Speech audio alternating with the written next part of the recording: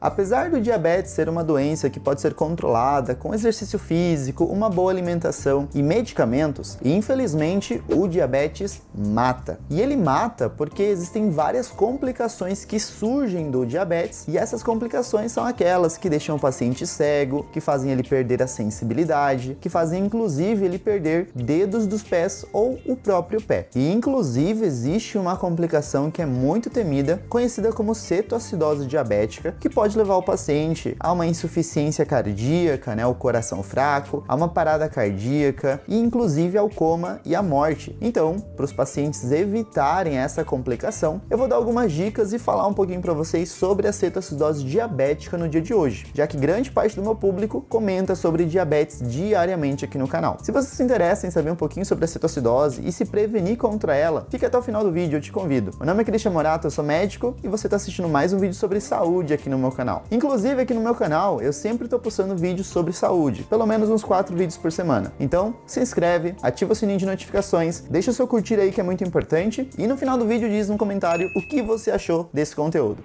Como eu já comentei várias vezes aqui no meu canal, o diabetes, pessoal, nada mais é do que uma doença onde o açúcar no sangue ele está muito elevado. E o açúcar ele não vem apenas dos docinhos que a gente come. Ele vem de qualquer coisa que tem carboidratos, porque o principal carboidrato da nossa alimentação é a glicose. E a glicose é esse tão chamado açúcar, que quando aumenta, gera uma hiperglicemia, que é o aumento do açúcar no sangue. Agora, se o paciente ele tem diabetes e ele não controla essa diabetes dele, ou seja, os níveis de açúcar estão sempre muito elevados, pode acontecer dessa pessoa acabar tendo complicações. Como eu comentei no início do vídeo, o paciente ele começa a ter uma dificuldade na visão, ele pode ficar cego, inclusive em alguns casos, o paciente começa a perder sensibilidade, então ele não sente direito quando alguém está encostando nele, ou às vezes ele fala que ele se corta e ele não sente que ele está se cortando. E aí alguns pacientes acabam perdendo o dedo do pé, acabam perdendo o pé. O meu avô materno, por exemplo, ele foi um paciente diabético. Eu tive pouco contato com ele porque ele faleceu quando eu ainda era criança, mas eu lembro muito bem dele acamado e ele perdendo dedo por dedo porque a diabetes dele sempre estava descontrolada, até um ponto onde eu acho que ele chegou a perder quase a metade de um dos pés dele. Então o meu avô ele tinha esse quadro de diabetes e era muito mal controlado. Agora, falando um pouquinho sobre a cetoacidose diabética, que é uma complicação que a gente não gosta muito de ver no paciente diabético, porque é um quadro perigoso para a vida do paciente. Eu quero que você preste bastante atenção para você entender de onde vem essa cetoacidose diabética. Antes de mais nada, eu quero que vocês entendam o seguinte: quando a gente está com bastante açúcar no sangue, o nosso fígado ele tenta armazenar esse açúcar para não deixar o açúcar livre no sangue e acabar machucando o nosso corpo. Então o fígado ele armazena esse açúcar formando algo chamado glicogênio. O que é o glicogênio? Imagina que a gente tem uma glicose que é um açúcar e a gente quer depositar um açúcar em cima do outro. Pois bem, então quando uma glicose que é um açúcar fica em cima de outros vários açúcares, então a gente formou uma pilha de açúcar, uma pilha de glicose. Isso é o glicogênio, um acúmulo de várias glicoses juntas, de vários açúcares juntinhos. Só que tem um probleminha. Ele faz isso em condições normais, onde a gente está dando conta de pegar aquele açúcar do sangue e guardar no fígado. Se o açúcar no sangue ele está muito alto, o fígado ele não dá conta de pegar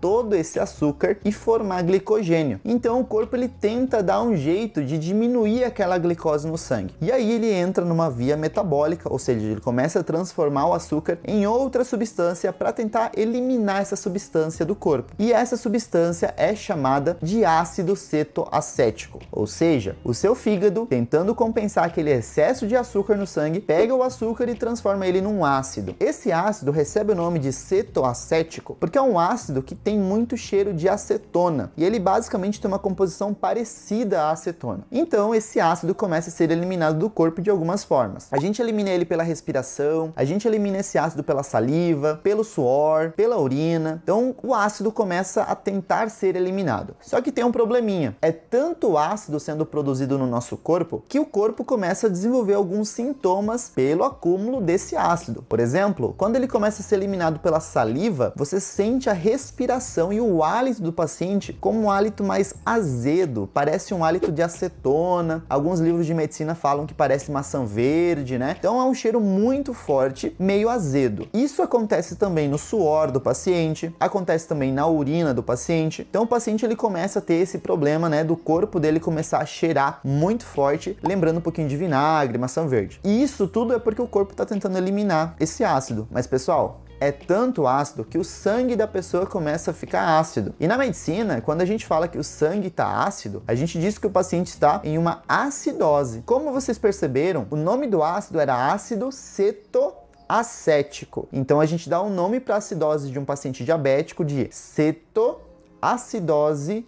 diabética. Muito ácido no sangue formado a partir do açúcar. Então aí o nosso paciente que tem diabetes, complicou desse jeito, aparece no hospital. Mas qual é o problema de um paciente estar em uma cetoacidose? É que o nosso corpo, quando ele está mais ácido, ele não consegue trabalhar direito. É infelizmente isso que acontece. O seu coração ele tem dificuldade para bombear sangue, ele não consegue mais funcionar direito, o intestino não vai funcionar direito, o cérebro não vai funcionar direito, e inclusive é por isso que o paciente entra em coma, porque o cérebro fica tão lotado com esse ácido cetoacético, ou também chamado de corpo cetônico, que ele não consegue trabalhar direito, ele não consegue te deixar acordado e você acaba entrando em coma, né? Você não consegue responder a estímulos. O coma é isso, a pessoa tá lá deitadinha, parece que tá dormindo, mas você fala com ela, ela não responde direito, às vezes ela não responde a estímulo, você encosta nela, ela não responde, ela não se mexe, ela não acorda. Então esse é o grande problema de um paciente que tá numa cetoacidose. E aí o que a gente tem que fazer para tentar resolver isso no hospital? A gente, como médico, tem que tentar reverter o quadro dessa cetoacidose, fazendo o sangue ficar menos ácido e voltar à normalidade. Então percebam que na cetoacidose, a diabetes ela é o ponto inicial e o ponto chave para tudo começar. Tem que ser uma diabetes descompensada, mal cuidada, e aí o paciente entra nesse quadro de cetoacidose. E inclusive existe um sintoma muito importante que aparece nos pacientes que estão com cetoacidose, que é a respiração. Ela começa a ficar mais profunda. O paciente inspira profundamente e expira, solta o ar também profundamente. E isso acontece com o paciente ali deitado, né? Ele tá sentado, ele não tá fazendo exercício físico e ele tá lá respirando muito fundo, porque parece que ele tá com falta de ar. Na verdade, o corpo ele faz isso, pessoal, porque quando a gente respira, a gente solta um pouquinho de ácido pelo nosso pulmão. Existe um ácido que a gente solta na nossa respiração, inclusive agora eu tô soltando, você tá soltando, chamado ácido carbônico. Você já ouviu falar do gás carbônico lá, provavelmente em algum momento, mas o gás carbônico ele não é o ácido, tá? O gás carbônico na verdade junta com a água e aí a gente libera essa substância que é o ácido carbônico, nada mais é do que gás carbônico mais água juntas. Então a gente está liberando isso. E o corpo ele faz isso muito, então ele ventila o pulmão, né? O pulmão começa a respirar intensamente para tentar soltar esse ácido para fora, né, para a atmosfera, mas infelizmente isso não resolve o quadro, ele só ajuda um pouquinho, por isso que o paciente passa mal e vai para o hospital. Então o que eu faço se eu percebo que eu estou com esse sintoma ali, com hálito com cheiro de acetona, tenho um mal-estar geral, dor de cabeça, percebo que meu pensamento tá meio lento, né? O que eu faço? A primeira coisa que você tem que fazer é ir pro hospital. Evita ficar no chazinho, não seja teimoso, vá pro hospital, consulte um médico e se você não for diabético e percebeu que tá se sentindo desse jeito, ou se você conhece alguém que não é diabético, mas a pessoa é um pouquinho mais gorda e ela começou a sentir assim de uns dias pra cá, vá pro hospital, isso é muito importante. Alguns anos atrás, pessoal, eu ainda era aluno de medicina, eu formei já, vou completar 5 anos de formado, então faz um bom tempo, faz uns 7, 8 anos mais ou menos. Um primo meu, infelizmente, faleceu disso, é um primo meu da parte do meu pai. Eu não sabia que ele estava doente, a família não sabia que ele estava doente. Infelizmente, ele não quis ir para o hospital e ele faleceu disso, de cetoacidose diabética. Ele era diabético, ninguém sabia, porque o diagnóstico não foi feito. Então ele começou a ter açúcar alto, açúcar alto, açúcar alto e infelizmente ele veio a óbito porque ele chegou muito tarde no hospital. Então se você é uma das pessoas que se sente desse jeito ou conhece alguém que tá desse jeito, ou se você é diabético, tem o açúcar descontrolado, por favor, controle o seu açúcar e se sentir desse jeito, vai para o hospital. É muito importante. E como eu mantenho o meu açúcar controlado? Eu já fiz aqui um vídeo no canal falando sobre dicas para diminuir o nível de açúcar. Então dá uma conferida nesse vídeo, eu vou deixar um cardzinho aparecendo aqui, ó, e aí você pode conferir esse vídeo e eu vou trazendo constantemente aqui dicas para vocês sobre esse assunto. E antes que eu me esqueça, porque eu já estava quase encerrando o vídeo, eu li esses dias aqui no YouTube, se eu conseguir achar o comentário eu vou trazer aqui para vocês, de uma pessoa falando que ela tem o açúcar normal no sangue dela em 350 e quando isso baixa, ela tá tentando baixar, ela se sente mal. Cuidado, pessoal. As pessoas precisam ter a glicemia, que é o açúcar no sangue, menor a 100. É o ideal. Inclusive pacientes diabéticos, tá? Paciente diabético, ele tem que ter uma glicemia baixa. Quando a gente fala do dia a dia, tá? Não paciente internado. Então, no dia a dia, todo mundo, quando você vai olhar a sua glicemia ali, se você tá em jejum, você não comeu nada e você vai olhar a sua glicemia, furou o dedinho lá para ver o seu açúcar no sangue, você tem que ter ela menor a 100, tá? Depois de você comer alguma coisa, né, se alimentar com alguma refeição, lógico, ela vai aumentar, mas depois ela vai baixar de novo. Então, se você tem um valor de 300, 350, isso não é normal, certo? É igual ao negócio da pressão. Já vi muitos pacientes que falam,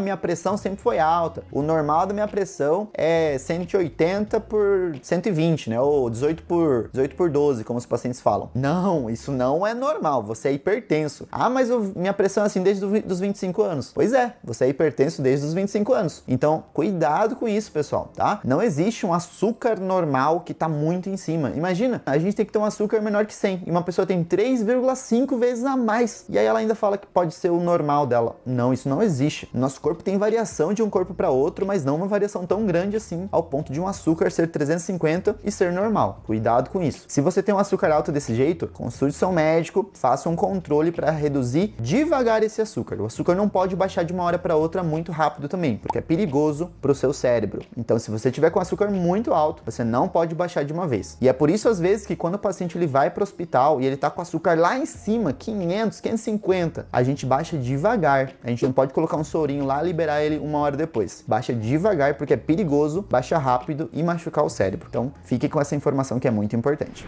Eu espero que vocês tenham gostado desse vídeo. Se vocês gostaram, não se esqueça de deixar o seu curtir ali embaixo, que é muito importante. Como falei no último vídeo, menos de 5% das pessoas que assistem curtem o vídeo. Se você curtiu, o YouTube entende que você tá gostando do conteúdo e ele vai te entregar mais vezes esse conteúdo. E lógico, se você curtir esse vídeo, eu vou entender que esse assunto tá sendo interessante e vou trazer mais vídeos sobre o assunto. Eu vou ficando por aqui e vou recomendar para vocês 2 vídeos, pessoal. Em um vídeo, eu comentei sobre os efeitos do café no nosso corpo e por que algumas pessoas precisam parar de beber café. E outro vídeo onde eu comentei sobre 8 bebidas que são proibidas para pacientes diabéticos. Se você se interessa nesse assunto, dá uma conferida ali. Eu vou ficando por aqui, não se esqueçam que o conhecimento é poder.